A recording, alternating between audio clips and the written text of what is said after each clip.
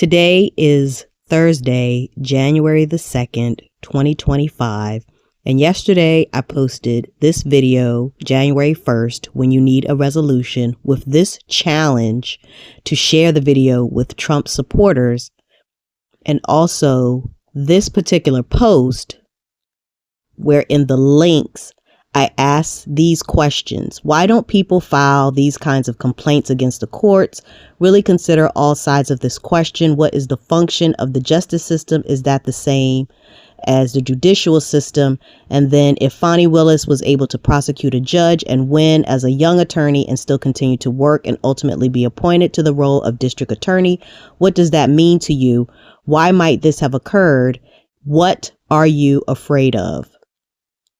It is this fear of the courts that needs to be addressed in 2025. If you want to bring resolution and reconciliation to our communities without bloodshed, then there has to be some accountability around the rules, regulations, policies, ordinances, legislation that we've all agreed on. A scenario that was presented to me is what you do when the fine is less than the court costs and your rights are being violated.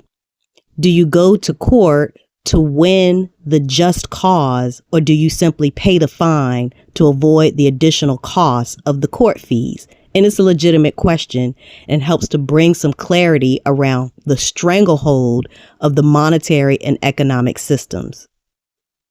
If you can be stripped of your money or access to it, that will engender enough fear in people that they will refuse to seek the kind of justice that is needed for us all to be safe, healthy, and happy in our own homes, in our own relationships, and in our own families. But let's use Dave Chappelle's comedy monologue from 2022 to explore this from the perspective of taxes and tax evasion. And I'm watching the news now, they're declaring the end of the Trump era. Now, okay, I can see how in New York you might believe this is the end of his era. I'm just being honest with you. I live in Ohio amongst the poor whites. A lot of you don't understand why Trump was so popular, but I get it because I hear it every day. He's very loved. And the reason he's loved is because people in Ohio have never seen somebody like him. He's what I call an honest liar. Well, I'm not joking right now. He's an honest liar. That first debate, I'd never seen anything like it. I've never seen a white male billionaire screaming at the top of his lungs, "This whole system is rigged," he said. And across the stage was a white woman, Hillary Clinton and Barack Obama, sitting over there looking at him like, "No, it's not." I said, "Now, wait a minute, bro. It's what he said." And the moderator said, "Well, Mr. Trump, if in fact the system is rigged, as you suggest, what would be your evidence?" You remember what he said, bro? He said, "I know the system is rigged because I use it." I said, "God damn." And then he pulled out an Illuminati membership card and chopped a line of cocaine up and did it right at the podium.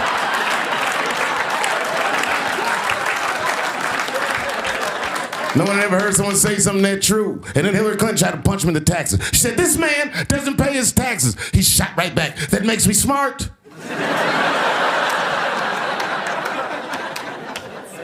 And then he said, "If you want me to pay my taxes, then change the tax code. But I know you won't, because your friends and your donors enjoy the same tax breaks that I do." And with that, my friends, a star was born.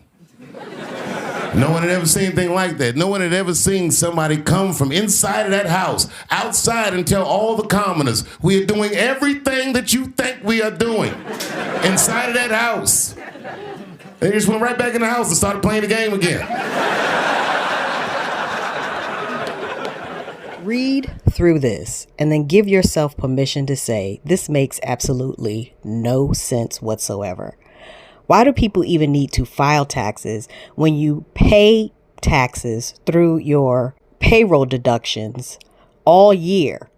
The IRS has already collected taxes for the entire year. It's what shows up on your W-2 form. So then why do you then need to file in the first place? Third, we don't know all of his business dealings, but we have been told through investigative reporting that he owes about $650 million to Wall Street and foreign banks. Investigative reporting means media, like the news. Why not simply verify with the Internal Revenue Service directly as an elected government official on behalf of the citizens? She could have simply informed her constituents that he had filed but had no taxes levied based upon legal deductions. Would they have believed her? Or maybe he doesn't want the American people, all of you watching tonight, to know that he's paid nothing in federal taxes, because the only years that anybody's ever seen were a couple of years when he had to turn them over to state authorities when he was trying to get a casino license, and they showed he didn't pay any federal income tax. So it's not that he didn't file tax returns, it's that he filed tax returns and he used the tax codes available to reduce the amount he owed to zero so that he would not have to pay any taxes using the codes that were already legitimately available. So the tax returns were filed and were deemed legitimate. If they weren't, then the IRS could simply audit the returns to be sure that all of the deductions were actual deductions. Right? So that makes if me he's smart. paid zero, that means zero for troops, zero for vets, zero for schools or health. Did you use that $916 million loss to avoid paying personal federal income taxes for Of course I do. Of course I do. And so do all of her donors, or most of her donors. I know many of her donors. Her donors took massive tax write-offs. So have you not paid personal federal income taxes? A lot of my write-off was depreciation and other things that Hillary, as a senator, allowed. And she'll always allow it because the people that give her all this money, they want it. That's why. See, I understand the tax code better than anybody that's ever run for president. Hillary Clinton, and it's extremely complex, Hillary Clinton has friends that want all of these provisions, including they want the carried interest provision, which is very important to Wall Street people, but they really want the carried interest provision, which I believe Hillary's leaving. It's very interesting why she's leaving carried interest. But I will tell you that, number one, I pay tremendous numbers of taxes. I absolutely used it, and so did Warren Buffett, and so did George Soros, and so did many of the other people that Hillary is getting money from. Now, I won't mention their names because they're rich, but they're not famous, so we won't make them famous. Okay? Can you say how many years you have avoided paying personal federal income taxes? Personal income taxes and business income taxes, also called revenue, are completely different tax codes and use completely different tax forms to file. I just wanted to make that point. No, but I pay tax, and I pay federal tax too. But I have a write-off. A lot of it's depreciation, which is a wonderful charge. I love depreciation. You know, she's given it to us. Hey, if she had a problem, for 30 years she's been doing this, Anderson. I say it all the time. She talks about health care. Why didn't she do something about it? She talks about taxes. Why didn't she do something about it? She doesn't do anything about anything other than talk. With her, I have joined the political arena so that the powerful can no longer beat up on people who cannot defend themselves.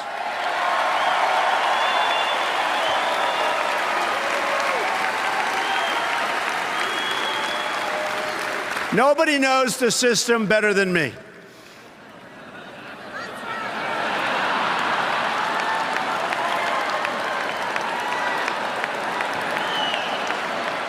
Which is why I alone can fix it.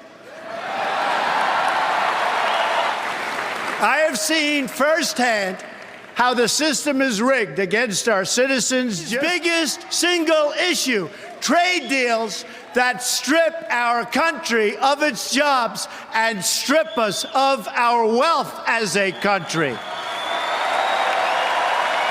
We are going to fix the system so it works fairly and justly for each and every American.